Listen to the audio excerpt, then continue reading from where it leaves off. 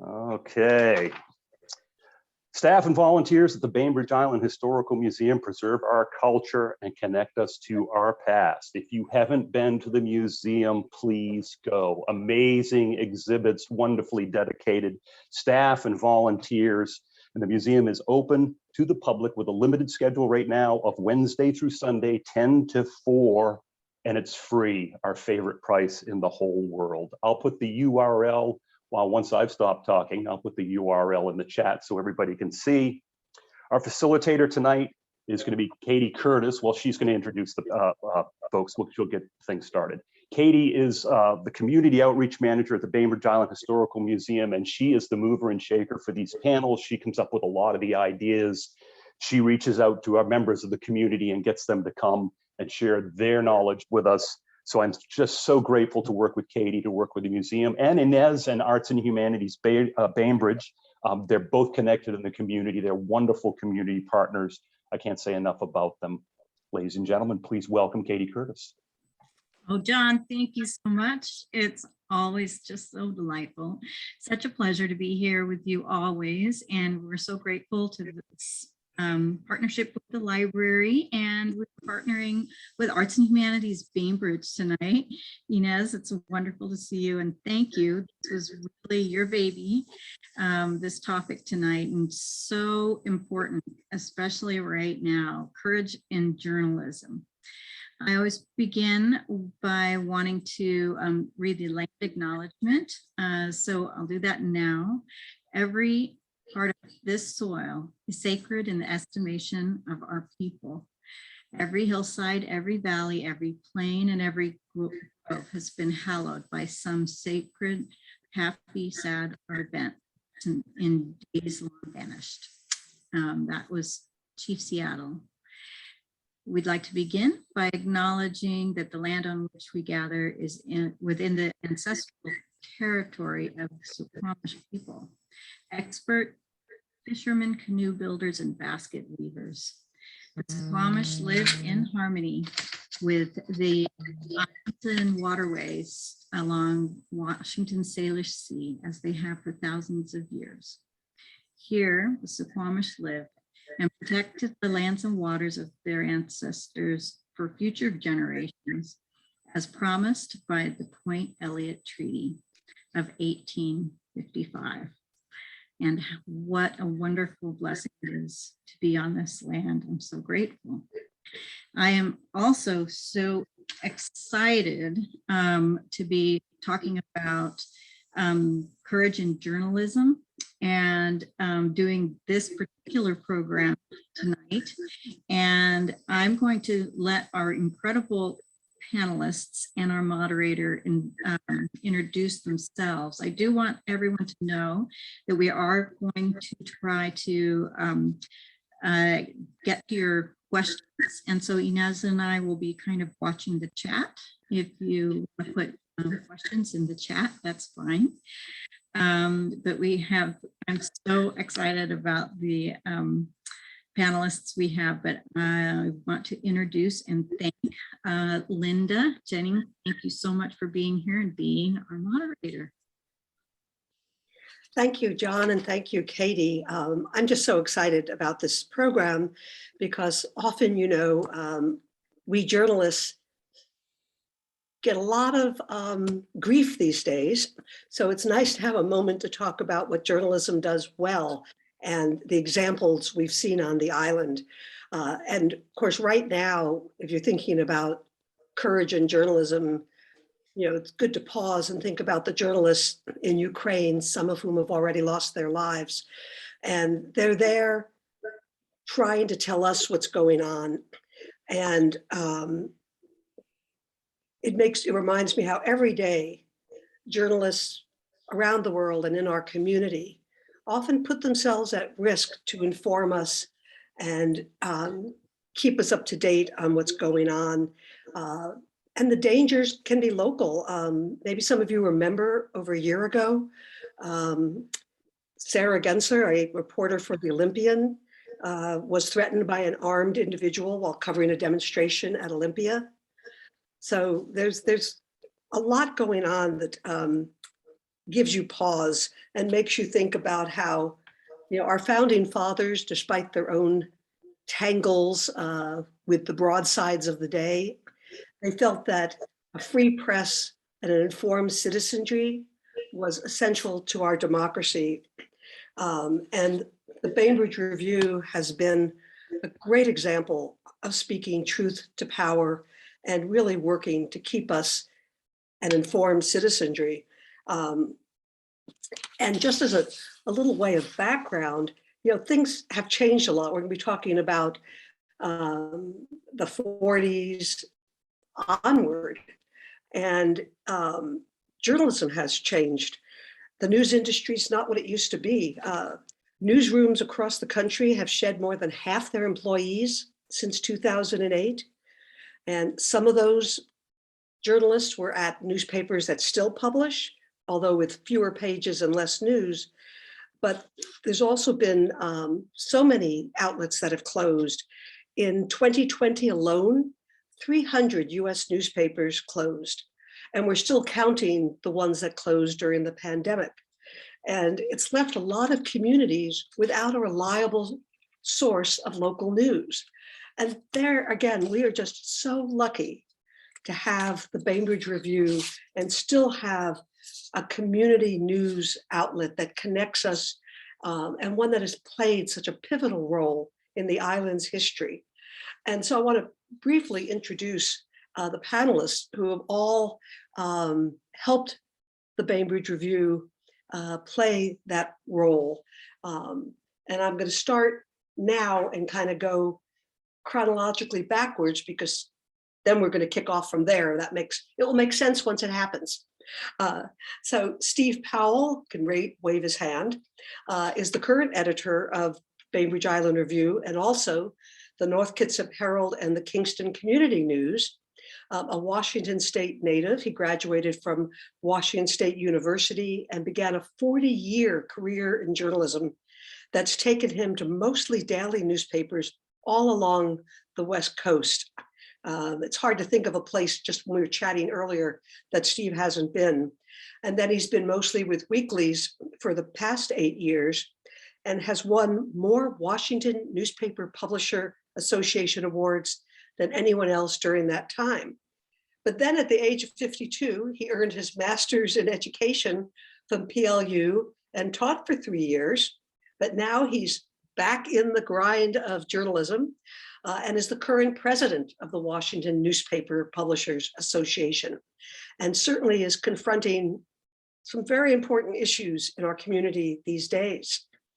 And Becky Fox Marshall, wave Becky, spent 25 years in daily and community newspapers as a reporter, editor, photographer, columnist, and 11 of those were with Sound Publishing, including serving as editor of the Bainbridge Review and Central Kitsap Reporter.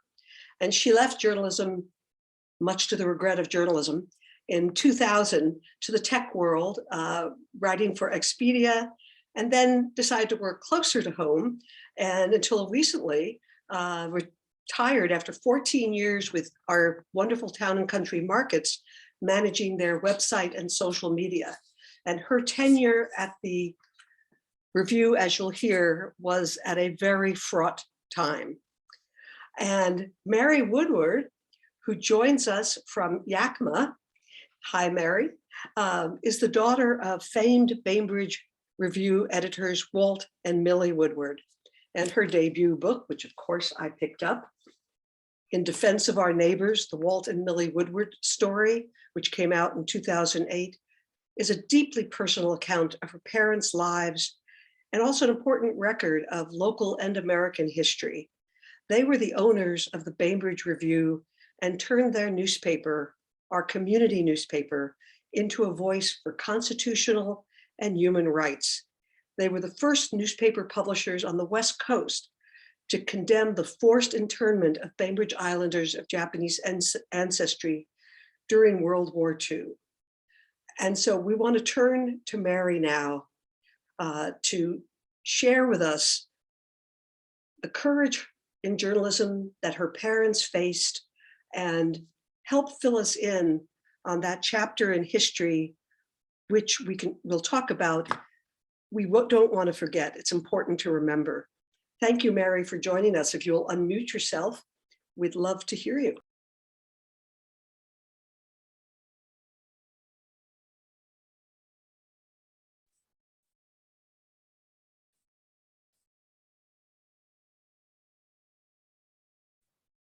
Linda, while she's looking. There we go. Oh, there she goes. You need to introduce yourself too, Linda.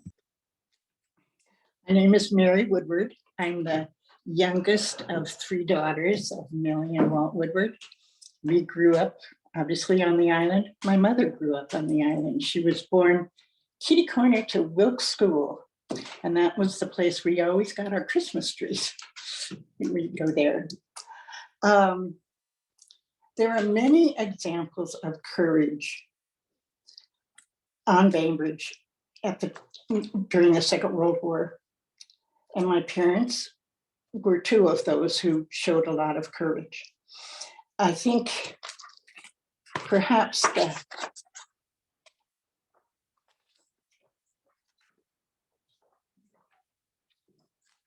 this may be the most significant that they did. They stayed up all night, December 7th, and published on December 8th, the one and only extra in the review's history. And they did it for several reasons, I think. They wanted to show their support of the Japanese American community on the island. They wanted to inform people about civil defense and whether they should have their lights on at night or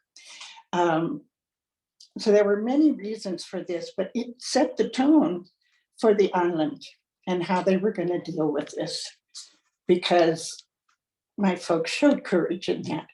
They didn't intend to show courage. They wanted to do what was right for the island. That was how they approached their newspapering. And I have something I can read to you a little bit later that talks about that. How they faced things. Thank you, Mary, and we're looking forward to hearing more. And as Katie pointed out, I forgot to introduce myself. One of the reasons I'm really enjoying this panel is that I'm fairly new to this wonderful island. I came here 5 years ago after teaching journalism at Georgetown and working for several national magazines. And since coming here, I'm on the board of Arts and Humanities with the fabulous Inez, and help with Currents, BainbridgeCurrents.com. And also I've been contributing to Yes Magazine and postalley.org while I'm out here. It's hard for a journalist to actually retire. But following the example of the Woodwards, who did face threats and some pushback for standing up for their Japanese American neighbors. In the 1990s, I guess it was 1991 mostly, I was really surprised to hear in a conversation with Robin Hunt a couple of years ago about what was happening here then and the role of the review in keeping hate out of our community. And Becky, I'd love to hear, I'm sure all of us would love to hear more about that now. Thank you, Linda, and very honored to be here. Yeah, the 90s, in the early 90s,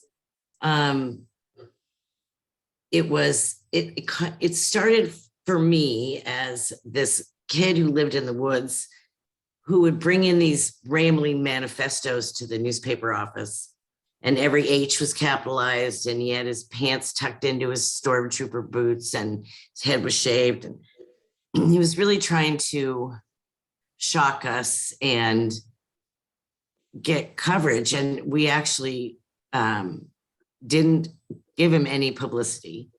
And it was not long after that, he actually is now in prison for murdering someone in Olympia, a racially motivated murder.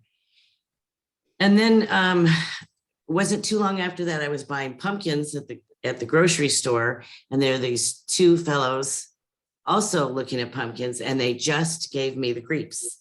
And in the checkout stand, as luck would have it, an acquaintance of mine, I mentioned these two guys and how creepy they were, and he just whispered, "Call me." Well, he was living in a duplex, and these people had moved into the other half of the duplex, and they were nationally known members of a white supremacist group who were recruiting local youth, keeping them steeped in beer and this hate dogma. And it just never occurred to us not to cover it. It was different than the kid in the woods with his manifestos. These were people who were leaders in an organization that had done some really horrible things. And these people witnessed, encouraged, or committed some terrible, terrible crimes. And I worked with the Southern Poverty Law Center and the Portland Oregonian and the Northwest Coalition Against Malicious Harassment, Bill Wasmuth, who was such a treasure, and the local police. And it's strange because there was no internet, which was a blessing and a curse, because we really wanted to put it in context and put it in, give it some, I don't know, it was more than a tweet, you know. I mean, it was really big stuff. These guys had, the Southern Poverty Law Center had sued Tom Metzger's group, which is where they came from, in Portland, when they killed an Ethiopian man. And it was the first trial of its kind in that this group was found liable for encouraging the violence. And they wiped them. It was a $12-something million settlement and wiped out the organization. And the people, that's where these people came from. So they dispersed, they ended up here. And it was a crazy time. I mean, it was very crazy. Did you ever feel scared? You know, I did, but I had covered, I mean, I've been thinking about this a lot, obviously, because of tonight, but the courage really came from the people who they were intimidating on Bainbridge. And courage I mean, I had covered crime, so I've been threatened by rapists and murderers and various people, but I didn't want to tip those guys off, so I didn't actually speak directly with anyone until like 24 hours before it went to press. And it was a Paulsbo resident who was supposedly associated with this group, although he denied it at the time. But he was pretty threatening. But my husband had covered a trial, the FBI, the order trial on Woodward Island, the FBI shootout. And the FBI had taught us how to look for bombs under the car. So we did. And, but they took off, you know, in the dead, literally under the cover of night. And really it was the community and the paper working together, I think, to expose everyone, to expose the activity that was going on that really caused them to leave. And that really illustrates speaking truth and how it can make a difference, you know, engaging the community. And I heard about the march and the petition that everybody signed. And I hope we'll come back and hear more about that. And I don't know, Steve, if you've had any threats since taking over the review, but the challenges you must face today, trying to cover all the issues that are going on and the controversies that now I see the letters to the editor. Can you tell us a little bit about how you approach these issues in our community today? Well, first of all, I want to say I'm humbled being on this panel. When John asked me to be on it, I didn't realize that, you know, two legendary journalists of the island would be on the panel with me. So I certainly, in the 2 years I've been here, haven't had, you know, any huge situations like that. threats are and criticism, they're just part of the job. I've dealt with it, like I said, almost for 40 years. And the topic courage in journalism was really interesting to me because I never really think of it as courage. I just feel like, doing the job, best our ability, can't be intimidated by people in the community. We have to cover these things, and I've never worked anywhere.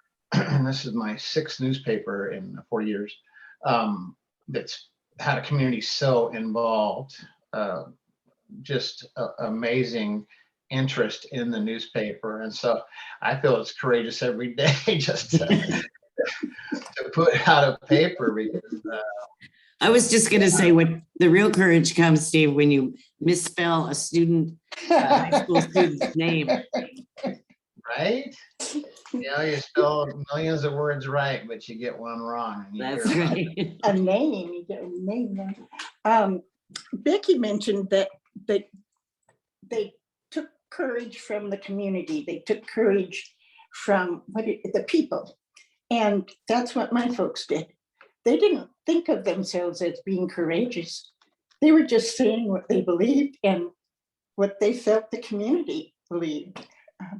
I don't know that they changed too many people's minds, but it gave islanders who wanted to the opportunity to say, this is a terrible thing. We don't want our friends to be gone. And they spoke up like no other community. As a result of that, more people returned to Bainbridge than to other communities from the concentration camps. And They were welcomed. I do want to say, I thought back through my career and I thought, well, when was really a time where I felt there was a situation that was really courageous? And of course, it wasn't in Bainbridge, but it's a great story. And you guys got to tell your great stories. So I'm going to tell mine. It was actually in Port Angeles about 20 years ago.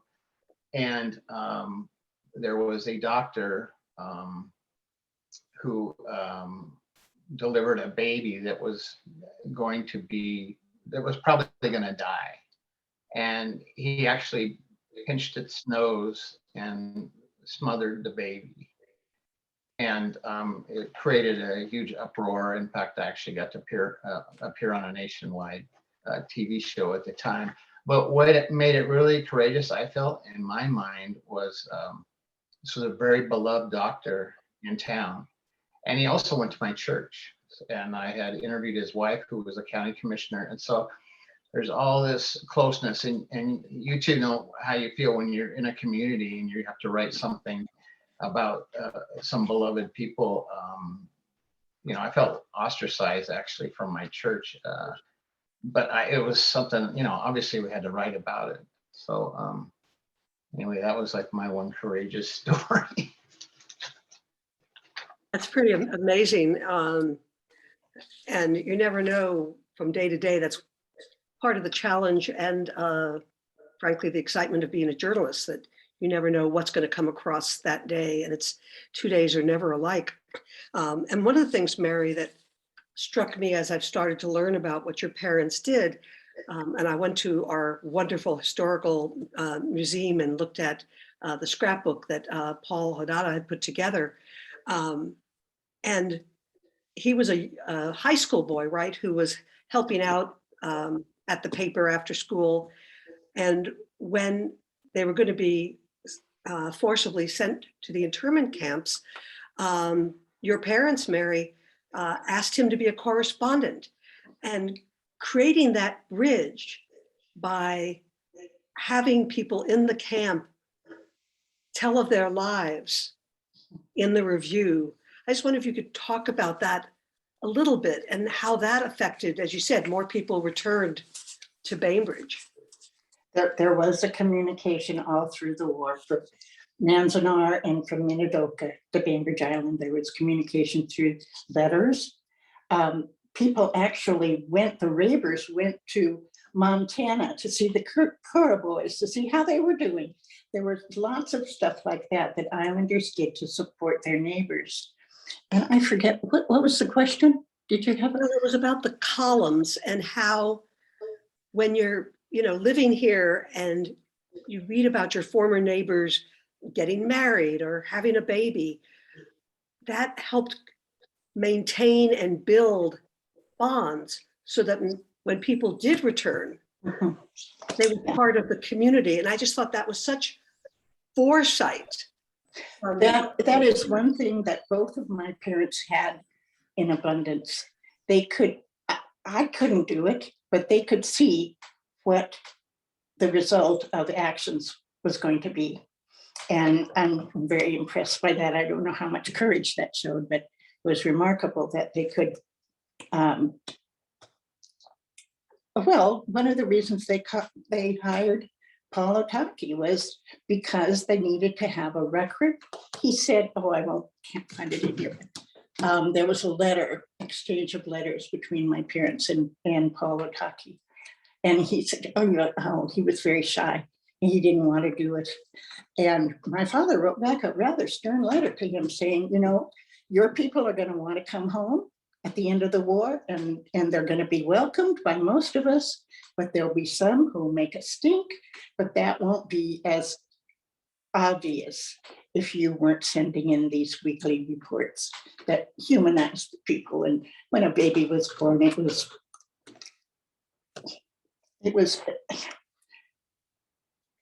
just as important on the island as it was in, say, Minidoka. And that's really key, being able to make those kinds of connections, because there was a lot of discrimination after the war that was ongoing. There were places that put up signs, but overall, from what I've heard,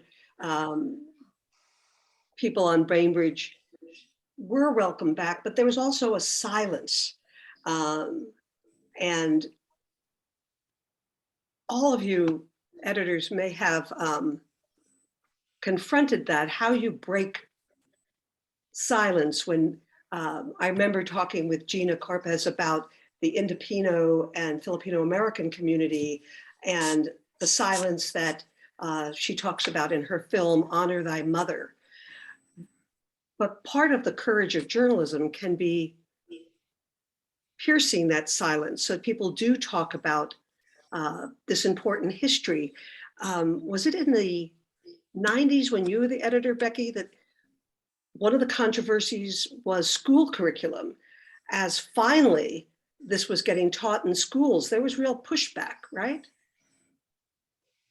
Yeah, there was there was a person actually who was I don't know. There were times when I felt like he just held the island hostage, and he objected to.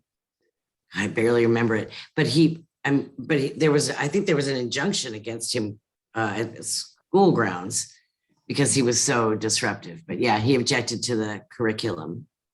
Yeah, Which, he like, objected to the Sakai wonderful program on the exclusion and the Sakai's role in it. And yeah, both he and his wife, I mean, they were finally ejected by the sheriff's department, came to get them from one of the elementary schools on the island that they wanted to. Yeah. And that brings us forward to something that, Steve, you're seeing today. I've seen some of the letters to the editor. The question of critical race theory and teaching about diversity and equity has become a pretty, it's not embraced by everyone on Bainbridge. And how do you cover that or deal with those issues? Well, I know I'm sure learning a lot personally from the BLM movement, and now I've been around for a while, right? And over the years, I thought, hey, things have really improved. It just seems like, racism, there's just not as much of it, right? And boy, when these protests came out and we started covering and talking to folks, I was amazed, the way that people were still being treated. And I thought, oh God, that's like over a long time ago. So I was very ignorant about it. And so I'm glad that these stories that were being kept secret, I guess, are now coming out, and people realizing just how unfair things still are, and so I think, in a way, the media hasn't been doing its job letting the communities know this is still going on. We need to work harder at this, and yeah, that's kind of. You did run a good. I don't know if that answers the question, but Yeah, but you did run a story, for example, when a couple of months ago, somebody defaced one of our public art in Waterfront Park with a swastika. Right. So, yeah, it's not all ancient history. And it raises Mary? Well, I was just going to say, no, it's not. I mean, you just have to look at your. Yeah, and one of the questions that it brings me to is when I started out as a young journalist and I worked for the AP and Associated Press, and everything was about objectivity, giving equal time to both sides of any issue you talk to. And I'm just wondering what you each think about, when does journalism better serve a community by taking a stand? When we talk about fairness and giving all sides a voice, is there the risk of falling into the trap of false equivalency? I mean, Becky, you made some decisions about what to publish and what not. Yeah, I think the false equivalency epidemic is upon us, but I think that I hope that people are starting to question it. I think I read some journalism professor actually said, this is so ridiculous. Like, if you cover something about an African-American person, are you supposed to call the KKK? I mean, it's ridiculous, because there are some things that are just right on the face of it. And part of the tone, as Mary said, that Walt set for the island during that time, he set for the paper forever. And there was no question that the paper, Walt was writing a column for us at the time. And there was no way we were not going to cover something like this. And that pressure is now on you, Steve. So, it's knowing your history is so important, because it can determine your future.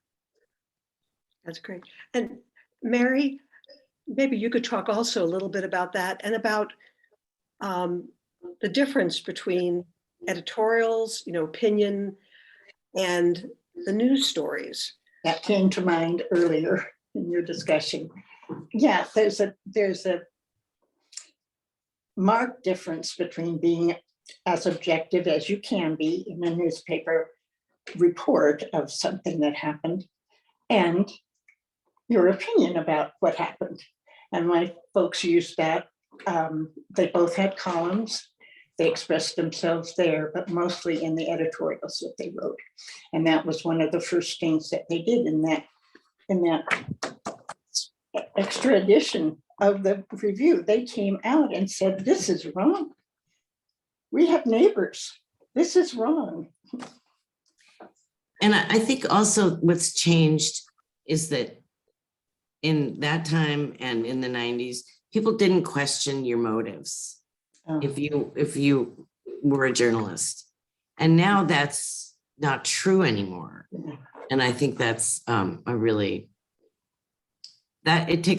it requires even more courage now. Yeah. And the internet, the harassment and threats that journalists can face on the internet. I have friends who get these horrible social media attacks threatening to rape them and tear them apart, and they've had to shut down accounts, and it's a whole other level of intimidation and threat that journalists face. And it brings me kind of around to the question of what can we do to rebuild the trust? You know, at the time of your parents, Mary, I think everybody did trust, or most people did, the local news. And there's been study after study. If anybody wants to go to the Pew Research site, for example, you can see the studies about the trust in news. And it's something journalists talk about a lot. And there have been various initiatives. And I'm just really interested in what you each think, because how can you do that important reporting, standing up to hate and to discrimination, if you don't have trust? So, like Steve, what do you do in terms of building that trust with the community?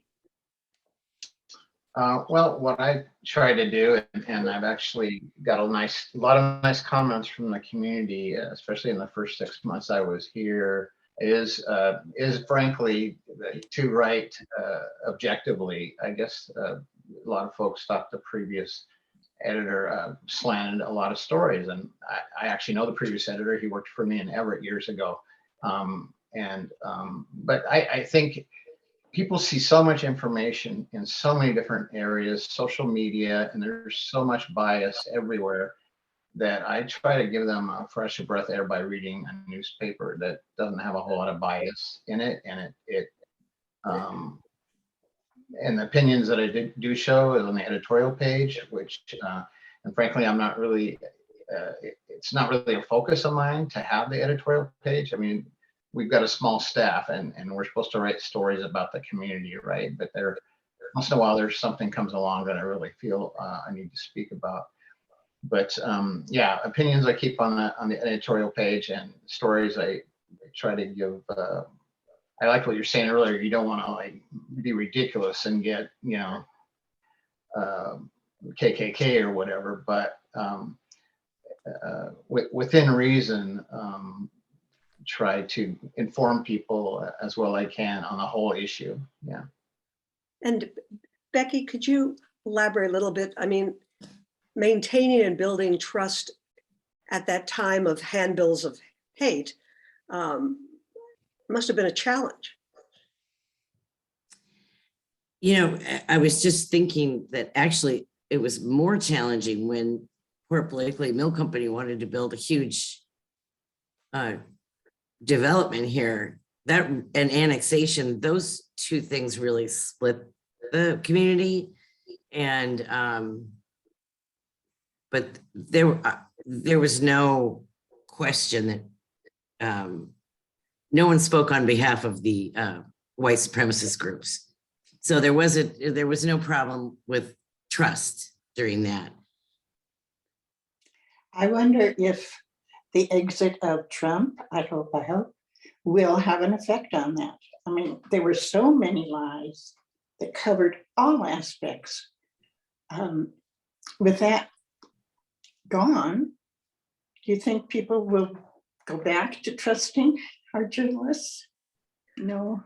I don't know, because there's a legitimate issue with so-called fake news. I mean, coming out of Ukraine, there's been examples of how photos are doctored. And actually, it was here at our library. There was a program on fake news back in the summer of 17 or 18 in the Library U. And one of the speakers illustrated how you can change a photo to be something completely different. He used an example. It was Michelle Obama that had been holding a card that probably said something like, you know, eat your veggies. And it was changed to the card to say something like, well, something hateful. And the speaker illustrated how you can examine something like that to know that it was altered, and the question of sharing, that you don't share on your social media something that you haven't vetted, which is a real issue. And it's true, though, that the research I've seen, while there's a lot of mistrust of the news, of journalism, people still trust their local paper. And you know, why? They might not trust what they see in the national news. And of course, a lot of people get their news from Facebook or TikTok. But what is it about the local community papers like the Review that allows that kind of trust? You know who your editor is, and your editor knows who you are. That's what happened on Bainbridge. I mean, my parents reflected the island. And Becky? Yeah, and I think that, you know, when I got my journalism degree, All the President's Men was the #1 bestseller. And journalism was rated the most noble occupation. And by the time I left journalism, it was down with used car salespeople. And I apologize to any used car salespeople. But And lawyers. I mean, the trust is culturally degraded. And it started before the former president. And then we just became the enemy of the people, which didn't help. But I think local journalism is the same, is what Mary was saying. They see you at the store. They see you at school with the I kids. don't know if I want you to quote me on this, but my father did say at one point, I'm not so sure about those Southern California Japanese, but the Bainbridge Island ones are more. Well, and when we look at history, journalism has not always been a shining example of speaking truth to power. And going back to World War II and the forced exclusion, the Hearst chain, McClatchy chain, they were stirring up anti-Japanese American sentiment actively. It was horrible. It was horrible. They were manufacturing submarines that were off the coast of Oregon. It was horrible. Henry McLemore. Do you want to tell us, for those who might not know, about Henry McLemore? Oh, I have to find this quote here because it's absolutely wonderful. Henry McLemore, well, he was in the Seattle Times, so who did he work for?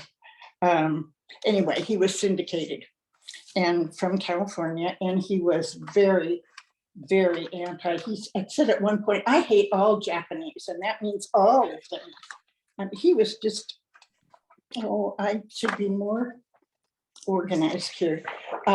Maybe I'll find it later. But he, my father says something to the effect that Henry McLemore, with all the intelligence of a blind pig, has said this. And he did attack McLemore in a couple of columns. And while you're looking for that, I mean, there were those national columnists who were very influential. And, you know, I guess what I'm referring to is the days of what was called yellow journalism. Mhm. And Well, I think Henry McLemore belongs in that. That's just me. But yes, there were many others out of the South. There were particularly supporting politicians in the South who wanted to get rid of the Japanese. I don't know what I was going to say. well, and if you want to look up that passage you were looking for in your book about Macklemore, but yes, there were also newspapers in the segregated Jim Crow South that were basically complicit in what was going on. So, you know, we do have to share that there's that dark side to the history of journalism. But that's why it stands out all the more, the courageous stands and reporting that the— No, I never thought of parents as courageous, and our dinner table conversations they weren't beating a drum or saying, aren't we wonderful? You know, we just talked about the events that happened. And actually, I thought everybody on the island knew the exclusion had happened, but they didn't, because they didn't talk about it. And which brings us, now I mentioned earlier, I hadn't known about the white supremacist efforts to infiltrate that Becky was telling us about. And what can we do, or should we be doing, to make sure that these episodes of history aren't forgotten or glossed over? And actually, maybe Katie wants to jump in because the museum plays a role in this too. Thank you. Yeah, I appreciate that. I think that it's very important. One of the things when I talked to Becky, when we were organizing this, you know, she was really investigating reporter, right? And so having that opportunity to really have reporters look for all of the objective facts and all of that kind of thing, I think is really important. And, you know, we are working really hard at the museum to decolonize the museum, because museums are, you know, just as bad as any institution perpetuating, you know, white supremacy and white supremacist culture. And no matter how inadvertent that is, it takes work, you know, to look and see and try to think who is missing and then to reach out. So, for example, the museum has reached out to people in different communities and have hired advisors from different communities. And so it's just very, very important. And it's important to think about the filter that we're listening to people, so that we believe people, even if they give us a story that doesn't fit what the dominant culture has given us. I think that's really important too. And it is 10 minutes till the end. And I'm just so excited. I just want this to continue. And somebody asked, you know, has this conversation happened before? Well, this particular one has not. It's part of a series that John and I have been doing for many years with the library and the historical museum. But I just want to let folks know that if you do like what you're hearing and you feel like there's more that you want to hear, definitely pick up your laptop and send some emails to Inez at Arts and Humanities Bainbridge, or the library, or the historical museum, so we can continue these. I haven't seen many questions. I didn't know if anybody had any questions. Inez, have you been watching to see, is there a question that you have? Just some comments, no questions yet. I have a question. Do you, this wonderful panel, do you have examples of courageous journalists today? I think we do. Certainly those that are covering the war in Ukraine, but also the investigative reporting that's still being done at a lot of outlets around the country. And it's still a lot about speaking truth to power. And there are some awards given out every year by the International Women's Media Foundation, that's global, to women journalists who exemplify courage in journalism. And we're talking about, I remember meeting a woman from Romania, and acid was thrown in her face because she was trying to write about local organized crime. And other women and other journalists who face incredible threats to try and get the news out. And something that Katie mentioned, I wanted to follow up on, and that was, you know, decolonizing the museum. There's an ongoing effort, which frankly so far usually falls short, by news organizations to become more diverse themselves in their own staff, and also to bring more diverse voices to their coverage. There are so many communities that historically, unfortunately, newspapers and other news outlets have not given them a voice. They've been overlooked and underserved. And one thing that some outlets do is a source census, where you actually take your publication and look at who are the sources, who are the people you're interviewing. Are they really representative of the world around you? Or are they just people that look like you? And we have a lot more work to do there. And one positive example, Yes Magazine, which you know was founded on Bainbridge Island. One of the editors several years ago, Tracy, when I first met her, they turned their staff around to be majority minority within a couple of years as a very intentional effort. But as I say, if you look at the numbers, we still have a lot of work to do. So I wanted, before we go to what hopefully are some questions and comments, to see whether each of you have something you want to add that we haven't touched on, or something you want. Becky? Well, I was looking at this great question from Linda. Are there times when you as journalists worry about giving voice to folks who are trying to terrorize others? That is such a great question. And when the white supremacists were here, the other editors of the other Kitsap newspaper were not interested in the coverage.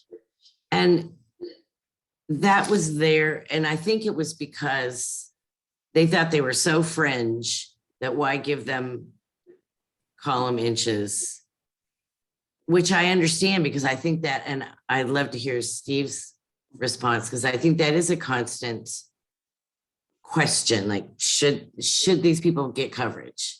But there's also, shedding light.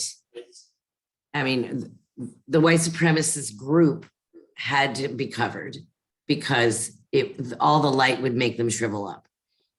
The lone kid living in the woods who was just trying to scare the newspaper office I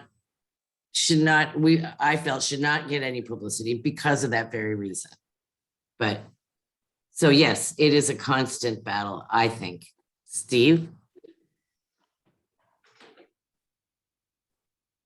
Well, like I mentioned earlier, I do think, I do try to be objective and get a lot of sources. And the only way, I guess, you learn about how horrible an organization is if you know some information about them, So I think it's important to inform the public somehow about, these hate groups. So we know, make sure you talk to your kids. Don't get involved with anybody who speaks like this or things like that, And so, yeah, I understand the feeling of not wanting to give them any publicity at all, but how do we know that they're bad if we don't tell people about it, I guess? We got to inform people. Yeah. And Mary, do you want to address that a little bit? Like at the time, whether your parents spoke about whether they should also be interviewing the people that agreed with the forced evacuation? I don't know that they ever did that. I'm thinking back on articles that I've read. They did do extensive interviews within the Japanese community, but other than two things that they did right from the beginning was to open up what they called the open forum, which was letters to the editor. And that was really encouraged. And many people used that. Actually, the island was communicating with itself. Is there anything else, Mary, that you wanted to add that we haven't covered before we see if there are more questions?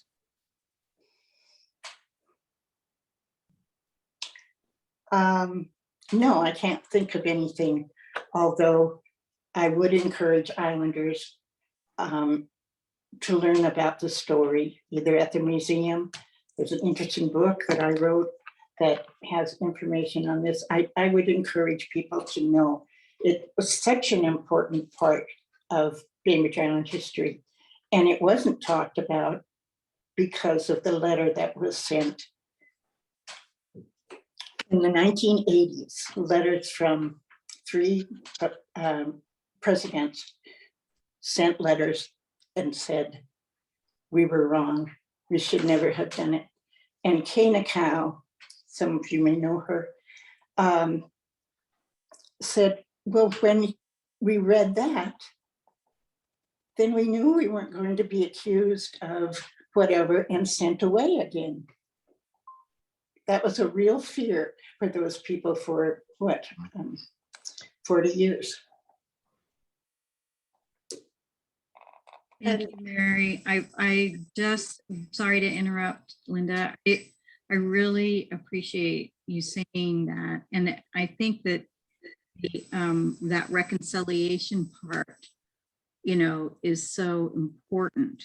And then to hear that when there is an apology like that, then that is also ways in which you can hear the stories that haven't been shared before. Can I interject about the Schuyler's? Mm-hmm.